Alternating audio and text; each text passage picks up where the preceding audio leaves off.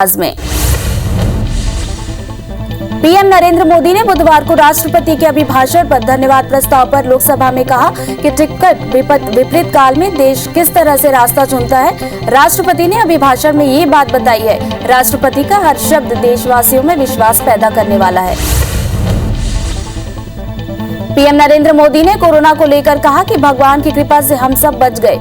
Doctor और nurse भगवान का रूप लेकर आए। सफाई कर्मी और स्वास्थ्य कर्मी भगवान के रूप बने। कोरोना काल में हमने खुद के साथ दुनिया को भी संभाला। हमें मजबूत प्लेयर के रूप में उभरना है। पीएम मोदी का राष्ट्रपति के अभिभाषण पर जवाब देने के दौरान कांग्रेस ने संसद में जमकर हंगामा किया। इस बीच पीएम ने कहा कि कानून लागू होने के बाद एमएसपी पर खरीद बढ़ी है। उन्होंने कहा कि सोची समझी रणनीति के तहत हंगामा किया जा रहा है। पीएम ने कहा कि किसानों के फायदे के लिए ही तीनों कृषि कानून बनाए गए हैं। पीएम मोदी ने लोकसभा में कहा कि आंदोलन पर किसानों की भावनाओं का सम्मान कर रहे हैं। उन्होंने कहा कि किसानों के साथ कानून मंत्री नरेंद्र सिंह तोमर बातचीत कर रहे हैं और अगर कोई चीज मानने वाली होगी तो उसमें सुधार भी किया जा सकता है। भारतीय नौसेना से रिटायर हो चुके विमान वाहक पोत आईएनएस विराट को तोड़ने पर सुप्रीम कोर्ट ने बुधवार को रोक लगा दी। आईएनएस विराट को गुजरात के भावनगर के श्रीराम ग्रुप ने खरीदा था और उसे कबाड़ के तौर पर तोड़ा जा रहा है। इसके बाद एनवीटेक मरीन कंसल्टेंट लिमिटेड नाम की कंपनी ने 100 करोड़ रुपए का भुगतान कर आईएनएस विराट को बतौर संग्रहालय संरक्षित करने की मांग की थी। करीब 30 साल भारतीय नौसेना की शान रहे आईएनएस विराट को 6 मार्च 2017 को भारतीय नेवी की सेवा से मुक्त कर दिया गया था।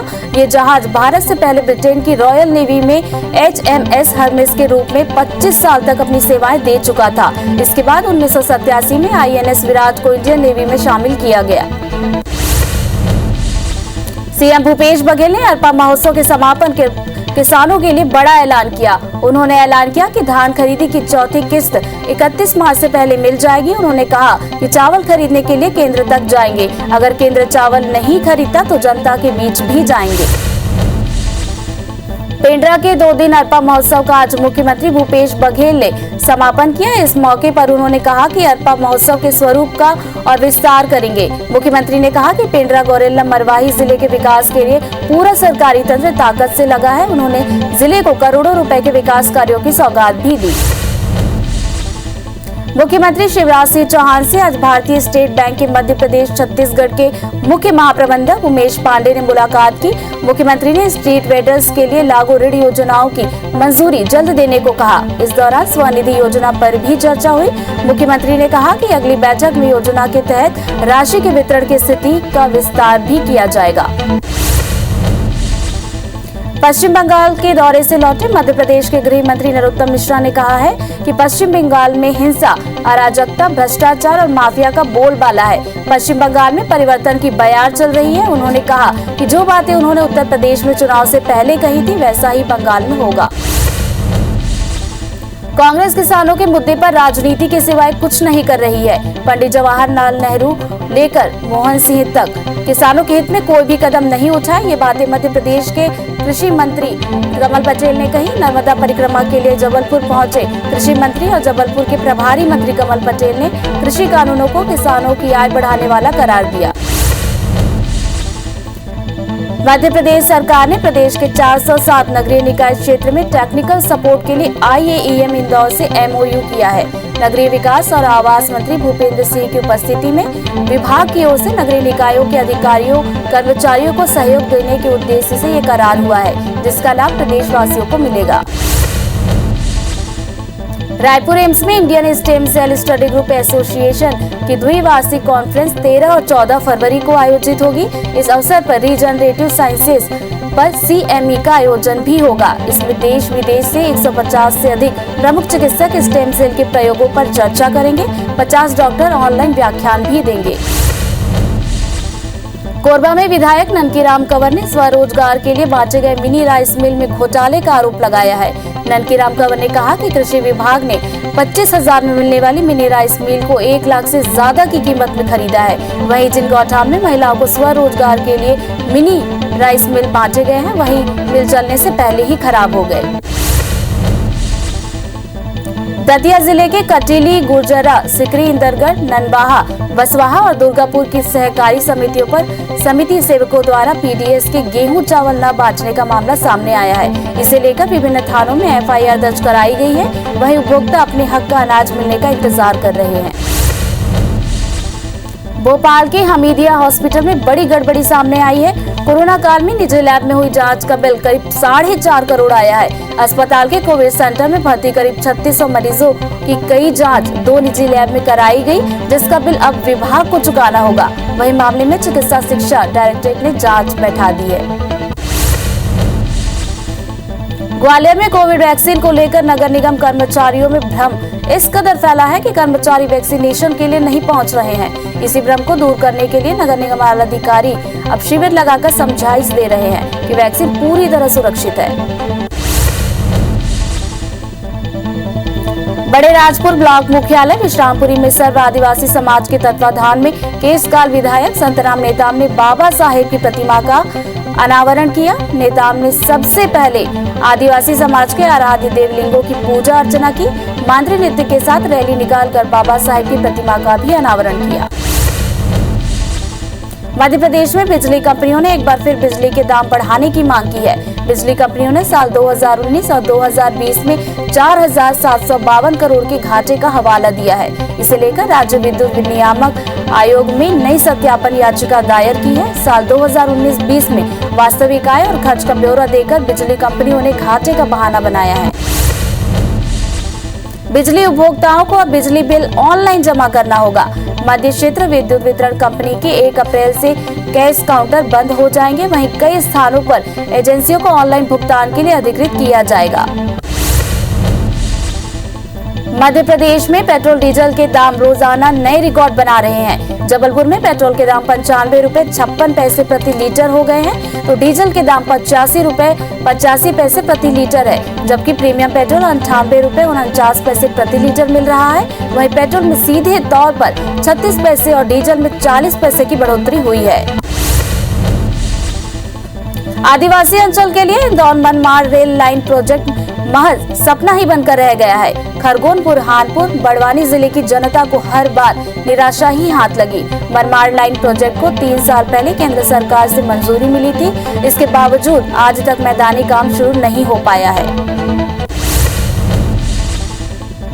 मध्य प्रदेश के कुछ जिलों में एसपी ने तबादला होने के बाद भी कर्मचारियों को रिलीव नहीं किया है, जिस पर पुलिस मुख्यालय ने सख्ती दिखाई है। डीजीपी के नाराजगी के बाद पीएचक्यू ने ऐसे सभी जिलों को आदेश जारी किया है कि ऐसे पुलिसकर्मी को 2 दिन के अंदर रवानगी देकर पुलिस मुख्यालय को सूचित किया जाए। दिल्ली में चल रहे किसान आंदोलन में दिवंगत किसानों को कांग्रेस ने श्रद्धांजलि दी। रायगढ़ शहर के गांधी चौक में कांग्रेस कार्यकर्ताओं ने मौन रखकर किसानों को श्रद्धांजलि दी। कांग्रेस ने कहा कि दिल्ली में चल रहे किसान आंदोलन में किसानों की मौत होने के बाद भी केंद्र सरकार की नींद नहीं खुल रही है। बालोद में नए कृषि कानूनों के खिलाफ कांग्रेस ने जमकर प्रदर्शन किया। कांग्रेस कार्यकर्ताओं ने पैदल रैली और बैलगाड़ी से यात्रा निकाली और कानून के खिलाफ नारेबाजी की। गुंडरदेही में भी संसदीय सचिव कुंवर सिंह निषाद ने कृषि कानून के विरोध में कार्यकर्ताओं के साथ पैदल रैली निकाली।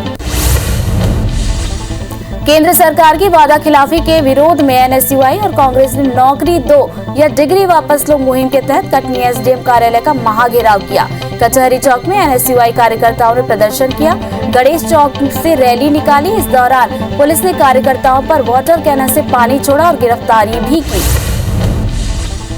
शाहजहांपुर के दुपाड़ा में भाजपा और युवा मोर्चा कार्यकर्ताओं ने बीजेपी युवा मोर्चा के प्रदेश अध्यक्ष के काफिले को काले झंडे दिखाकर जमकर विरोध जताया। दुबाड़ा के युवा मोर्चा के कार्यकर्ताओं ने आरोप लगाया कि जिन लोगों को पिछले विधानसभा चुनाव में हटाया गया है, प्रदेश अध्यक्ष उन्हीं के साथ दुबाड़ा गांव पहुंचे और उन्हें स्वागत सत्कार किया। इंदौर में एबीवीपी के कार्यकर्ताओं ने अपनी मांगों को लेकर कलेक्ट्रेट का घेराव किया। इस दौरान जमकर नारेबाजी भी की। कलेक्टर कार्यालय के एंट्री गेट पर रोकने के बाद पुलिस और छात्रों के बीच जमकर धक्का मुक्की भी हुई। हंगामे के बीच छात्र नेता कलेक्टर को ज्ञापन देने पर अड़े रहे। बाद में एडीएम ने ज्ञापन लेकर मामले को शांत किया। दुर्ग में वाहन मालिकों ने Cholamandalam investment and finance company limited के खिलाफ प्रदर्शन किया। विरोध में मालिकों ने देश के प्रधानमंत्री और छत्तीसगढ़ के डीजी के नाम कलेक्टर को ज्ञापन सौंपा और कंपनी पर आरोप लगाते हुए बताया कि फाइनेंस किए हुए वाहन की दोबारा बिक्री पर पुराने मालिक का नाम ट्रांसफर नहीं किया जाता। इंदौर में डीआरएम विनीत गुप्ता ने इंदौर रेलवे स्टेशन का आकस्मिक दौरा कर निरीक्षण किया। इस दौरान डीआरएम ने व्यवस्थाओं का जायजा लेते हुए अधिकारी और कर्मचारियों को जमकर फटकार भी लगाई। बता दें कि इस बार पश्चिम रेलवे के जीएम रतलाम इंदौर सेक्शन का निरीक्षण करने इंदौर आने वाले हैं। उसके पहले डीआरएम ने दौरा भी किया। कोरबा जिले में जन समस्याओं के त्वरित निराकरण के लिए कलेक्टर की निदान शिविर की श्रृंखला आज से शुरू हुई। पहले दिन जिले के सभी विकास खंडों में एक क्लस्टर शिविर लगाए गए। कलेक्ट्रेट कटघोरा विकास खंड के सलोरा में आयोजित शिविर में पहुंची और उपस्थित लोगों से उनकी समस्याओं की जानकारी भी ली। कई मामलों का तुरंत निदान भी किया गया।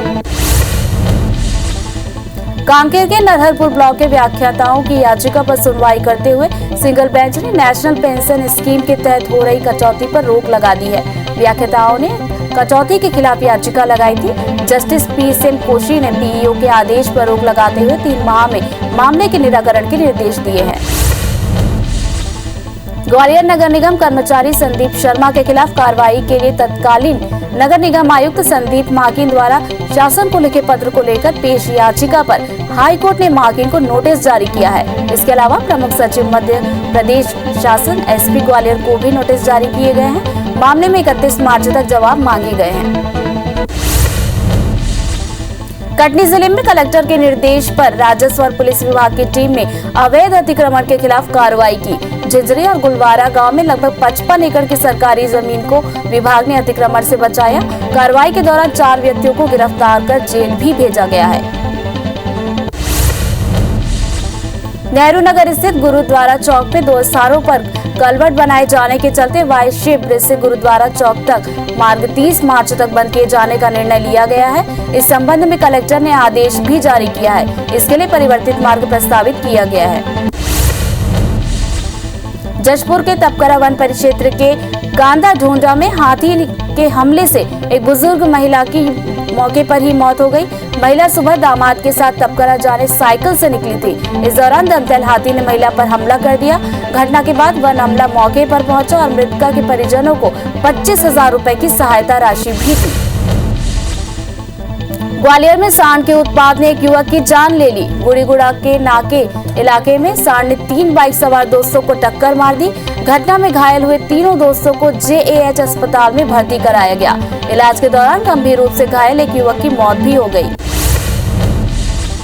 पुलिस ने खरगोन जिले के मेनगांव थाना क्षेत्र में 5 दिन से लापता युवक की हत्या की गुत्थी सुलझा ली है। पुलिस ने हत्या को अंजाम देने वाले बाप बेटे और बहू को गिरफ्तार किया है। मृतक युवक के आरोपी की पत्नी पर गलत नजर रखने और 1,20,000 के लेन देन के चलते बाप बेटे और बहू ने मिलकर पत्थर से मारकर उसकी हत्या कर दी थी। भिलाई के उमदा गांव में एक युवक की लाश मिलने से सनसनी फैल गई। गांव के सरपंच के माध्यम से इसकी सूचना पुलिस को दी गई। मृतक की पहचान 18 वर्षीय त्रिलोक चंद्राकर के रूप में हुई। बताया जा रहा है कि युवक कॉलेज में पढ़ाई के साथ साथ भिलाई की एक निजी कंपनी में काम भी करता था। भिलाई 3 पुलिस मर्ग कायम कर जांच में जुट गई है।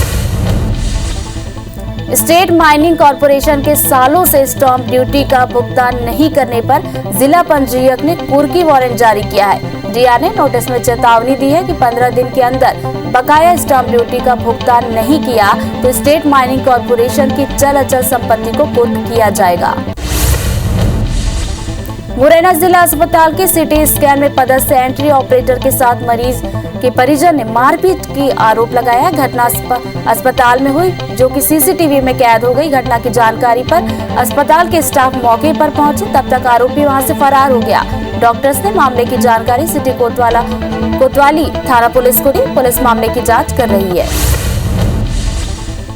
ग्वालियर में अवैध हथियारों का जखीरा लेकर जा रहे 4 बदमाशों को पुलिस ने चेकिंग के दौरान गिरफ्तार किया। आरोपियों के पास से देसी पिस्टल, जिंदा राउंड और 2 एक्स्ट्रा मैगजीन बरामद किए गए हैं। पकड़े गए आरोपियों में से 2 भिंड और 2 उत्तर प्रदेश के मेरठ जिले के रहने वाले हैं। पुलिस आरोपियों से पूछताछ कर रही है।